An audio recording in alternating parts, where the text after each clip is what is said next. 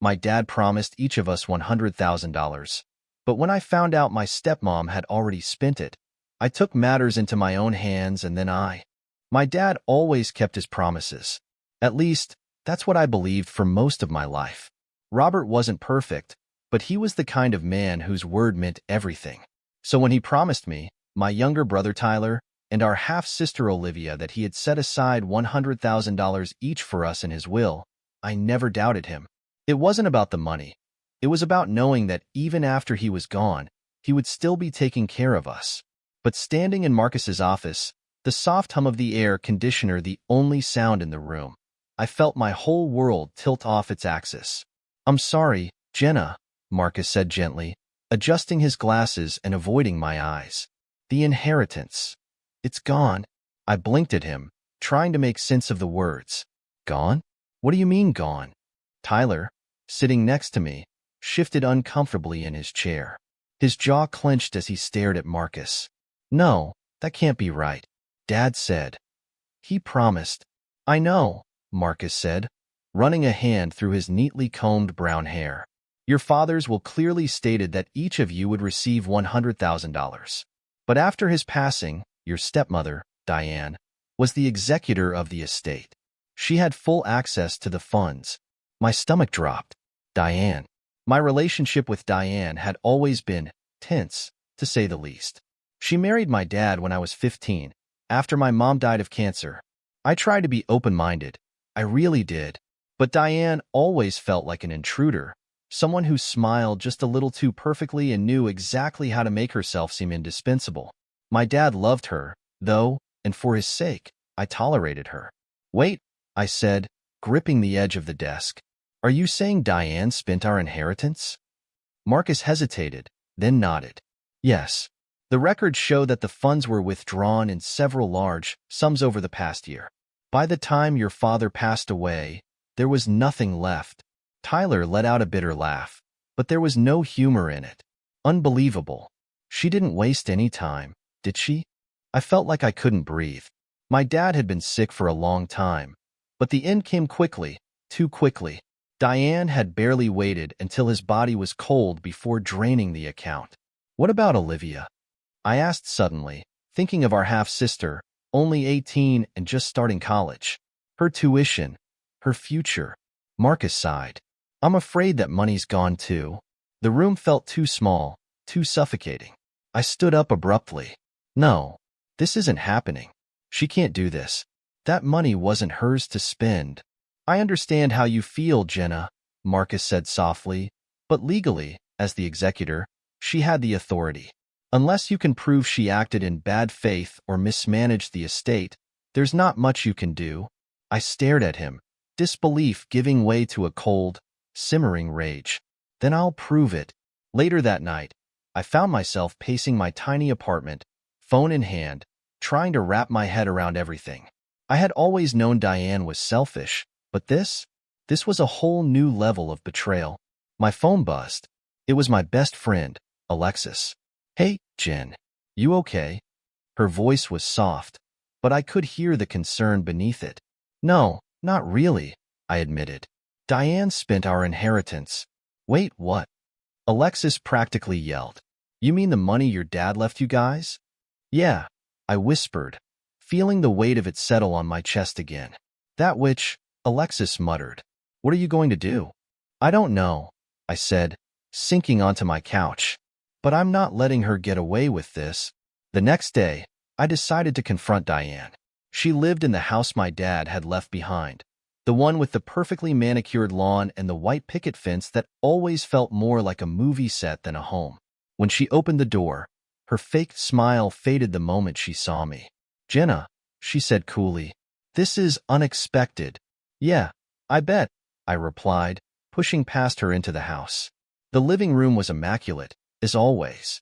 Not a single thing out of place. It made me sick. "What do you want?" Diane asked, folding her arms. I turned to face her, my heart pounding. "I know you spent the inheritance, Diane. The money Dad left for me, Tyler, and Olivia. Where is it?" Her eyes narrowed. "I don't know what you're talking about." "Don't play dumb," I snapped. "Marcus showed me the records." You drained the account. What did you spend it on? New clothes? A vacation? Botox? Her lips pressed into a thin line. Watch your tone, young lady. Or what? I shot back. You gonna call the cops? Please do. I'd love to explain to them how you stole $300,000 from your own stepkids. Diane's eyes flickered with something. Fear. Maybe. But she quickly masked it with indifference. Your father trusted me with his estate. Everything I did was within my rights. Maybe legally, I said, stepping closer. But morally?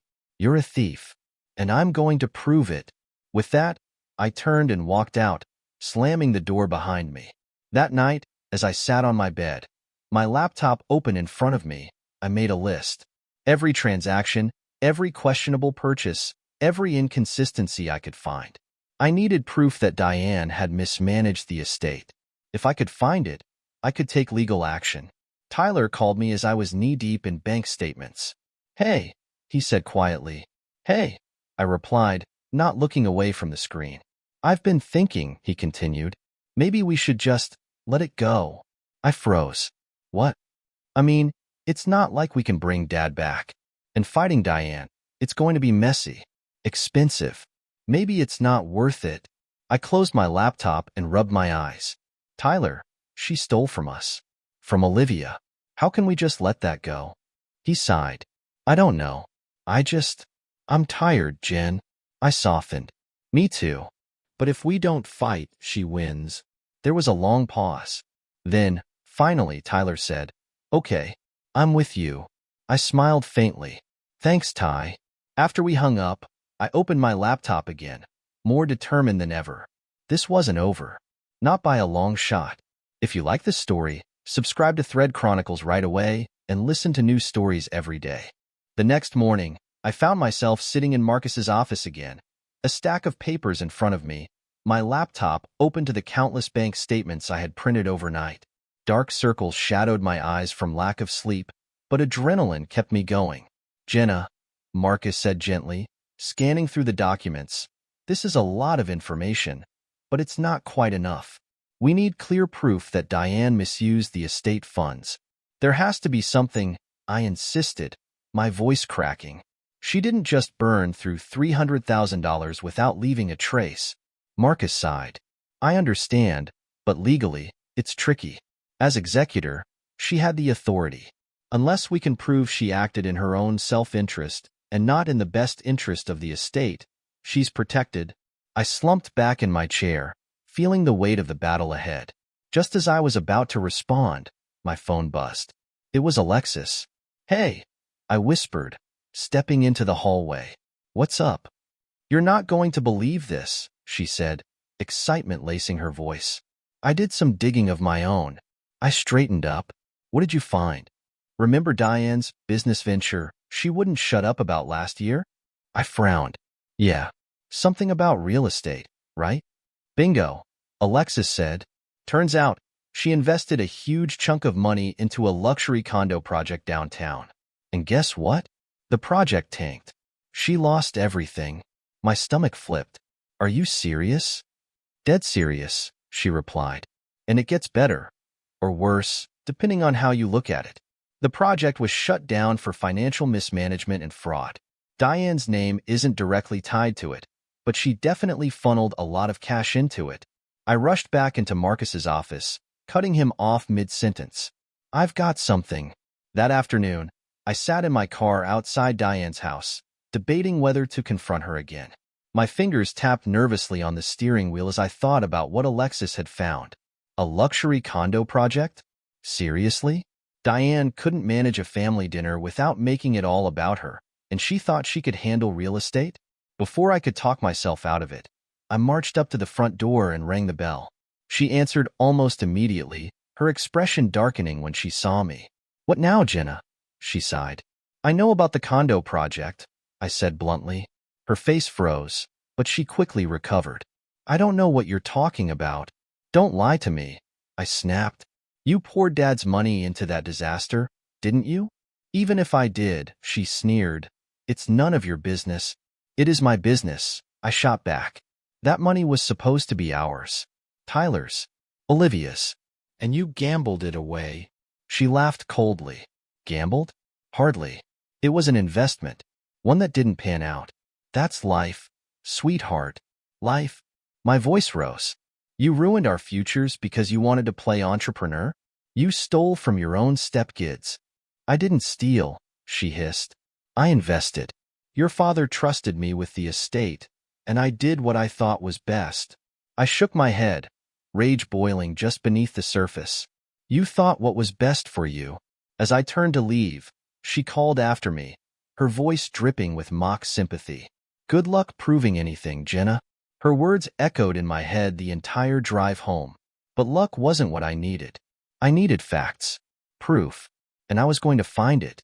Back in my apartment, I pulled out my laptop and called Alexis on speaker. Okay, I said, so we know about the condo project. What else? I'm still looking, she replied. But Diane's smart. She covered her tracks pretty well.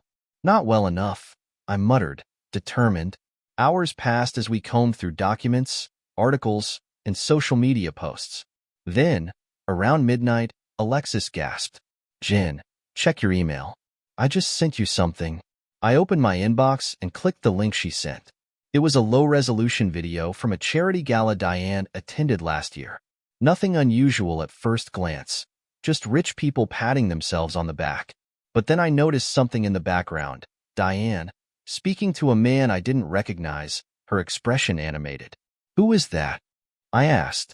No clue, Alexis replied. But they look pretty cozy, don't they?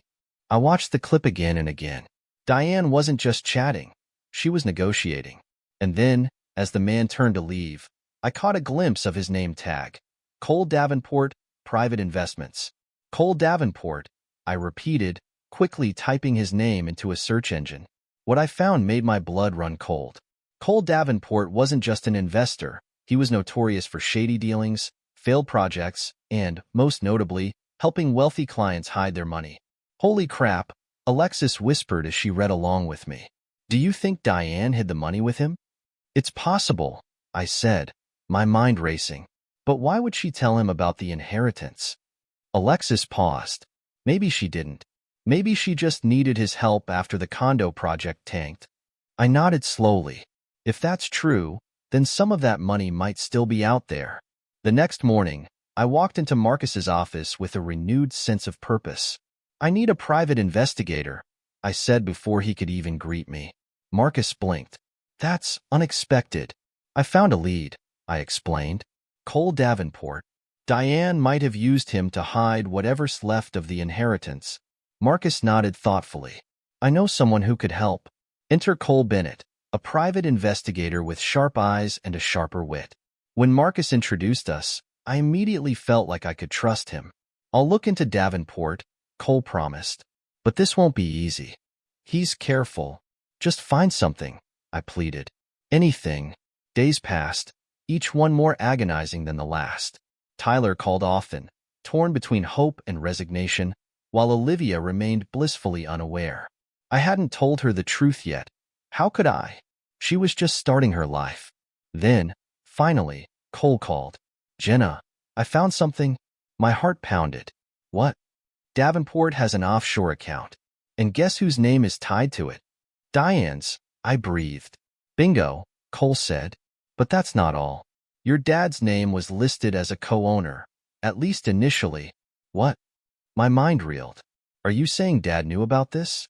Not necessarily, Cole clarified. It's possible Diane added his name without his knowledge. But here's the kicker. The account was drained right after your dad's death. I felt like the floor had disappeared beneath me. Diane had waited until my dad was gone before making her final move. What do we do now? I whispered. We build a case, Cole replied. And we take her down. I stared at my phone long after Cole hung up, his words still ringing in my ears. An offshore account. Dad's name. Drained after his death. Diane hadn't just stolen from us. She had planned this. Every step was calculated. The next morning, I sat at my tiny kitchen table, sipping coffee that had long gone cold, trying to process everything. My laptop was open to the offshore account records Cole had sent over. Numbers, dates, and transfers blurred together as my mind raced. Diane hadn't just lost the inheritance on a failed condo project. She had deliberately hidden money. But why? A knock at my door pulled me from my thoughts. I opened it to find Tyler, his expression grim. "I couldn't sit at home," he said simply. I nodded, letting him in. "I found something," I said quietly. He sat down, leaning forward with his elbows on his knees. "What?" I explained everything Cole had discovered, watching as Tyler's face shifted from confusion to anger. "She used Dad's name?" he whispered, shaking his head. "She didn't even wait until he was gone to start planning this." "I know," I said softly, "and we need to find out what else she's hiding." Tyler ran a hand through his hair. "So, what now?" "Now," I said, determination hardening my voice, "we dig deeper." Over the next few days, Cole worked tirelessly, while Alexis helped me comb through every financial record we could find. Late one night, Alexis called me, her voice excited. "Jenna, I think I found something." I perked up immediately. "What?" "There's a series of withdrawals from the offshore account right after your dad died," she explained. "But here's the weird part. One transfer wasn't to Diane. It was to a company called Crestline Holdings." I frowned. "Never heard of it." "Neither had I," Alexis admitted. "But guess what? Crestline Holdings doesn't actually exist." "What do you mean?" "I mean, it's a shell company," she explained. "No employees, no office, just a name on paper. Someone set it up to move money around without being traced." My stomach twisted. "You think Diane set it up?" "Maybe," Alexis said. "But I also found something else. Crestline Holdings was dissolved just a month after your dad died." My mind raced.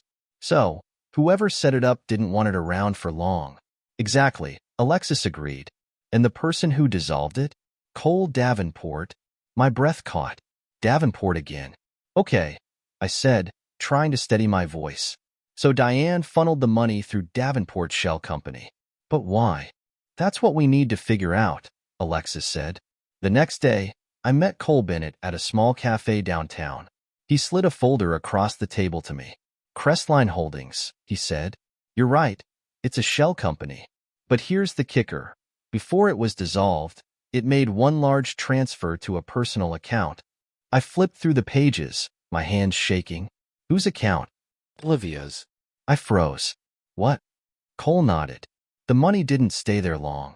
It was transferred out almost immediately. But for a brief moment, the funds were in your half-sister's name." I felt like I'd been punched in the gut. Why would Diane use Olivia's account? "I don't know," Cole admitted. "But I don't think Olivia even knows. She was barely 18 when this happened." I closed the folder, my mind spinning. If Olivia's name was tied to the money, this could ruin her life. And if Diane had done this behind her back, what else was she capable of? Later that night, Tyler and I sat in my living room, the documents spread out on the floor. "We have to tell Olivia," I said. Tyler nodded. "She deserves to know." The next day, we met Olivia at a small diner. She looked confused but happy to see us. "Hey," she greeted us cheerfully. "This is a surprise." I exchanged a glance with Tyler before taking a deep breath. "Liv, we need to talk." "About Diane." Her smile faltered. "What about her?"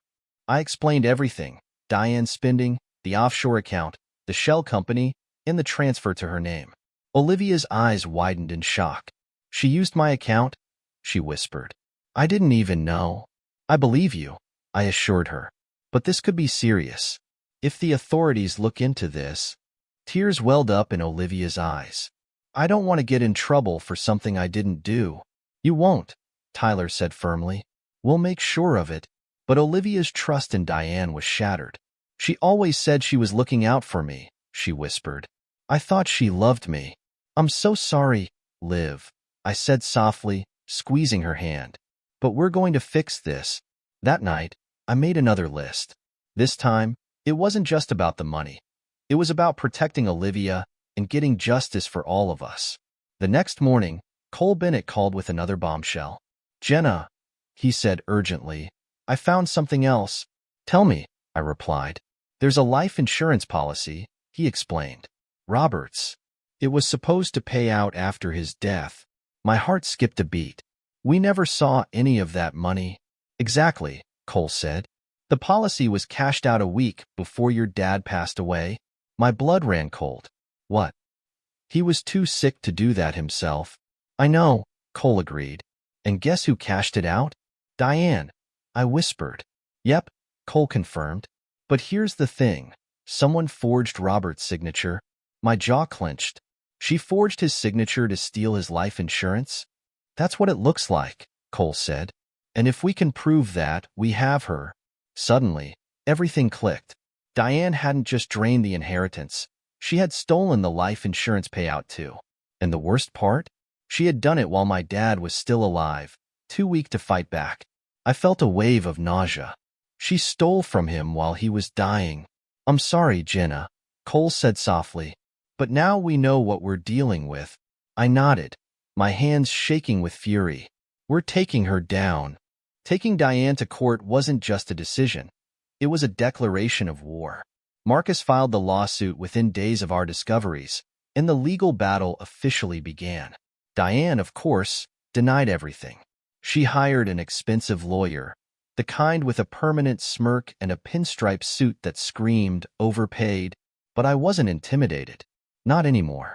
Tyler, Olivia, Alexis, and Cole sat with me as Marcus prepped us for what was ahead. Diane's going to fight this hard, Marcus warned. She'll claim she acted within her rights as executor. Our job is to prove otherwise. Tyler clenched his fists. We have proof. The offshore account, the shell company, the life insurance forgery. It's not enough until we present it in court, Marcus interrupted gently. We need to stay focused. Olivia looked pale but determined. I'll testify if I have to, she whispered. She used my name. She needs to pay for that. I squeezed her hand. We're going to get through this. But deep down, I was terrified. Diane was manipulative, and the courtroom was her new stage. The first day of the trial was surreal. Diane sat across from me, her expression calm and composed, like this was all beneath her. She even wore pearls, for God's sake. Her lawyer, Richard Dawson, started with the charm offensive. My client, he said smoothly, acted only in the best interest of her late husband's estate. Losing investments happen. It's unfortunate, but not criminal. I wanted to scream. Marcus stood up, calm but assertive. We'll prove otherwise, Your Honor. The real battle began when I took the stand. Diane's lawyer tried to paint me as bitter and greedy. Ms. Jenna, isn't it true that you didn't get along with your stepmother? I gritted my teeth. We had our differences, but this isn't about personal feelings. It's about theft. Isn't it possible, he pressed, that you're just upset you didn't get your inheritance? I leaned forward. I'm upset because Diane stole from me, my siblings, and my dying father. This isn't about money. It's about justice. Marcus gave me a reassuring nod as I stepped down. But Diane wasn't done. She testified with crocodile tears, playing the victim perfectly. I loved Robert, she sniffled. I only wanted to protect his legacy. I never intended to hurt anyone. I clenched my fists. She was lying through her teeth, and the judge couldn't see it. Then, Cole testified, presenting the offshore account evidence. Diane's expression hardened. She knew we were close. But the real twist came when Marcus called Olivia to the stand. Diane's mask finally cracked. Olivia, Marcus began gently, did you authorize any financial transactions with your name? No, Olivia said firmly. I didn't even know my name was used. Diane's lawyer objected, but Marcus held up the evidence. These are the transfer records, Your Honor. Olivia's name was used without her knowledge. That's fraud. Diane shot Olivia a glare that could have melted steel. Olivia flinched but held her ground. The final blow came when Marcus presented the life insurance forgery. A handwriting expert testified, confirming that Robert's signature had been forged. Diane's lawyer looked visibly rattled. And then Diane did the unexpected. I didn't mean for this to happen, she blurted out. The courtroom gasped. I was desperate. The condo deal went bad, and I had to cover my tracks. Are you admitting to misusing the estate funds? Marcus pressed. Diane's lawyer whispered furiously to her, but it was too late. The damage was done. Yes, Diane whispered. But I never meant to hurt the kids. It didn't matter. She had admitted it. When the verdict came, my hands were shaking. Diane was found guilty of fraud and misappropriation of estate funds. She faced prison time and was ordered to repay what she had stolen. But the inheritance wasn't magically restored. The money was gone, lost to failed investments and hidden accounts. We'd won the battle, but the victory felt hollow. As Diane was led away, she shot me one last look. "I hope you're happy." I wasn't. Not really. But I was relieved. Later, Marcus pulled me aside. "There might still be some funds left in the offshore accounts. It'll take time, but we might recover something." I nodded, grateful but exhausted. Olivia hugged me tightly. "We did it," she whispered. Tyler clapped me on the shoulder. "You never gave up. Dad would be proud." Tears filled my eyes. I hope so. The fight was over, but the scars remained. Even after Diane was sentenced, the weight of everything that had happened lingered. Winning in court didn't erase the betrayal, and it certainly didn't bring my dad back. The money? Most of it was gone, lost in Diane's reckless investments and hidden accounts. Marcus was optimistic that we might recover some, but I knew it wouldn't be what my dad had intended for us. It wasn't about the money anymore. It never really had been. It was about standing up for what was right, about protecting what little we had left of my father's legacy. But closure? That felt miles away. A week after the trial, I found myself sitting at my dad's grave, the autumn wind biting at my cheeks. I traced the engraved letters of his name with my fingers, feeling the sting of tears I thought I had run out of. "Hey, Dad," I whispered. "It's done. We won. If you can call it that." The silence felt heavy. I pictured him standing beside me, that warm, reassuring smile of his that always made me feel safe. "I wish you were here," I choked out. "I wish you never trusted her. But I get it. You loved her. And love makes us blind, doesn't it?" The wind rustled through the trees, almost as if answering me. "I fought for us," I continued. "For me, Tyler, and Olivia. She didn't get away with it. But I don't know if that makes me feel better or worse." I closed my eyes, letting the memories wash over me. The good ones, before Diane, before everything fell apart. I thought of Sunday mornings when Dad made pancakes shaped like dinosaurs, of long drives with the windows down and music blasting, of the way he hugged me like he never wanted to let go. "I miss you," I whispered, feeling a tear slide down my cheek. "I hope I made you proud." Life didn't magically return to normal after the trial. Tyler struggled to find his footing, taking on odd jobs while trying to figure out his next move. Olivia, still reeling from the betrayal, decided to take a gap year before returning to college. She needed time to heal. As for me, I threw myself into work, trying to drown out the memories. But no matter how busy I stayed, the quiet moments always found me. One night, while scrolling through my emails, I saw a message from Cole Bennett. Subject: "Found something you might want to see." My heart skipped a beat as I opened it. "Jenna." I kept digging after the trial. Found an offshore account Diane didn't know I knew about. "There's money in it. Not much, but it's something. It's yours. All of it." Attached was the account information. My hands trembled as I read it. It wasn't the full inheritance, but it was enough to help Tyler pay off his debts, to fund Olivia's education, to give me a fresh start. I stared at the screen for a long time before whispering, "Thank you, Dad." A few days later, I met Alexis at our favorite coffee shop, the weight of Cole's email still sitting heavy in my mind. "You're quiet," she noted, stirring her latte. "We won, Jenna. Diane's gone. Shouldn't we be celebrating?" "I found more money," I said softly. Her eyes widened. "Wait, what? How?" "Cole kept digging," I explained. "It's not everything, but it's something." "That's amazing," Alexis exclaimed. "So, what are you going to do with it?" I hesitated. "I'm not sure. Part of me wants to split it with Tyler and Olivia. But part of me, I don't know. I feel like keeping it would make me just like Diane." Alexis leaned forward. "Jenna, no. Diane stole from her family. You're trying to help yours." I sighed, conflicted. "I just don't want to turn into her." "You won't," Alexis assured me. "You're not her." Her words stayed with me long after we parted ways. A week later, I met Tyler and Olivia at the park. The sun was setting, casting a golden glow over the playground we used to run around as kids. "I have something to tell you," I began, my heart pounding. "What's up?" Tyler asked, leaning against the bench. "I found some of the money," I blurted out. Their eyes widened in shock. "What?" Olivia whispered. "Cole found another account," I explained. "There's money in it. Not all of it, but enough." Tyler let out a low whistle. "Wow. I want to split it," I said firmly.